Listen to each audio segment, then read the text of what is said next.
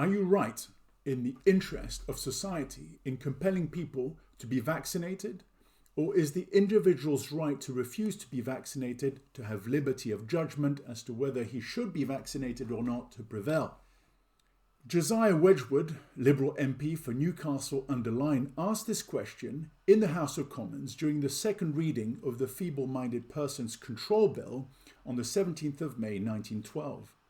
Over a century later, the echoes of this distant debate have revisited us, albeit on a global scale. In December 2021, Boris Johnson suggested that a national conversation on the topic of vaccine mandates should take place in the United Kingdom. Until that moment, his government had repeatedly said it would consider no such thing. A few days earlier, Austria had crossed this Rubicon, mandating a new kind of segregation based on vaccine status, with implementation commencing on the 1st of February 2022. Karl Nehammer, the country's current chancellor, called the measure indispensable. Ursula von der Leyen, the European Commission's president, affirmed that such a conversation was needed. Soon after, Germany started the process. Compulsory vaccination will be on the agenda to be discussed in the German Federal Parliament in the first week of January 2022.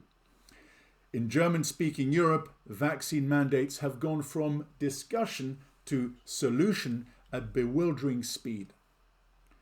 While Germany and Austria have led the way, many countries across Europe, including France, Italy and Spain, are taking to the concept of vaccine segregation.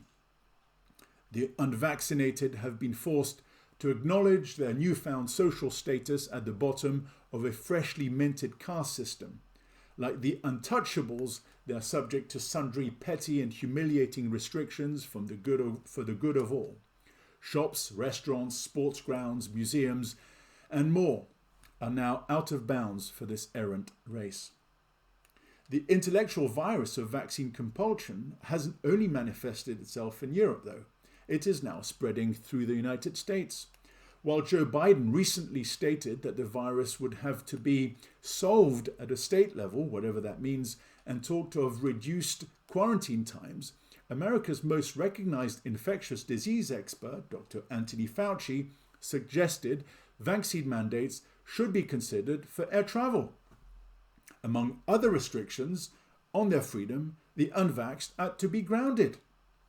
Certain states seem poised to go much further.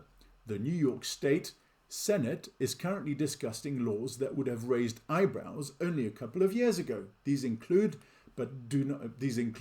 forced vaccination to attend school, universities and daycare, and tellingly the removal of parental consent when a child reaches 14 years of age. I've put a list of all the bills that are being discussed in the New York Senate in the commentary box of this video. Perhaps the most surprising, though, of all these bills I've put in the commentary box is Bill A416. It was sponsored by Senator Nick Perry and relates to the removal of cases, contacts and carriers of communicable diseases that are potentially dangerous to the public health. What does that mean? Well, it grants the authorities the power to remove people deemed a health threat, subject to providing clear and convincing evidence that the health of others may be endangered by a case, contact, or carrier, or suspected case of a contagious disease that, in the opinion of the governor, after consultation with the commissioner, may pose an imminent and significant threat to public health. This bill would empower authorities to order the removal and or detention of such a person or of a group of such persons by issuing a single order, identifying such persons either by name or by reasonably specific descriptions of the individuals or group being detained.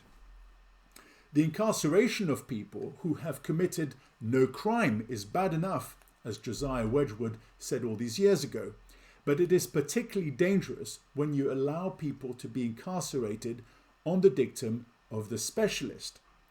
On both sides of the Atlantic, we stand witness to a powerful caucus stamping its feet in frustration at not getting 100% compliance, threatening and insulting a large minority of its citizenry for their supposed skepticism or caution.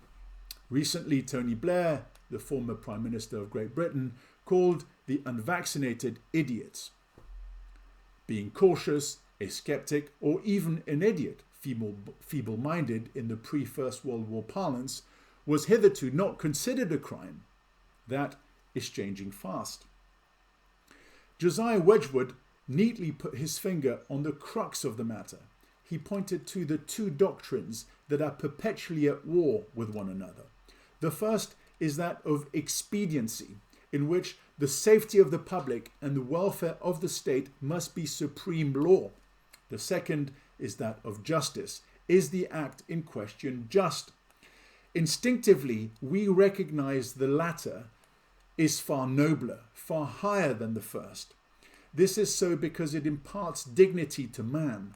The doctrine of justice is also the one, as Josiah Wedgwood used to say, which we in England, rather more peculiarly than the rest of continental nations, have followed. To seek a man to submit to the laws of expediency against his will, conscience, and natural law, in particular when he has as of yet committed no recognizable crime, is to demand him to sacrifice his individuality on the altar of a Jacobin-type general good. His conscience, in the end, is all he is. Take that away, and soon he becomes nothing other than a dehumanized vehicle for societal experimentation. To make matters worse, expediency changes as rapidly as events themselves do.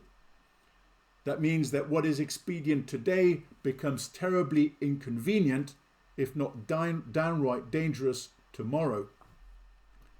A vaccine or any such mandate isn't an end in itself. It is a discovery process. It points the ambitious to the boundaries. It shows them how far they can go and what is needed to cross those boundaries, thereby increasing their grip over the lives of others. The law of expediency that Mr. Wedgwood refers to is government by specialists, like SAGE in the United Kingdom, or the CDC, that is the Center for Disease Control in the United States, that have given themselves the power of the Holy Inquisition. In the long run, as Wedgwood reminds us by invoking Aristotle, that which is unjust can never be expedient.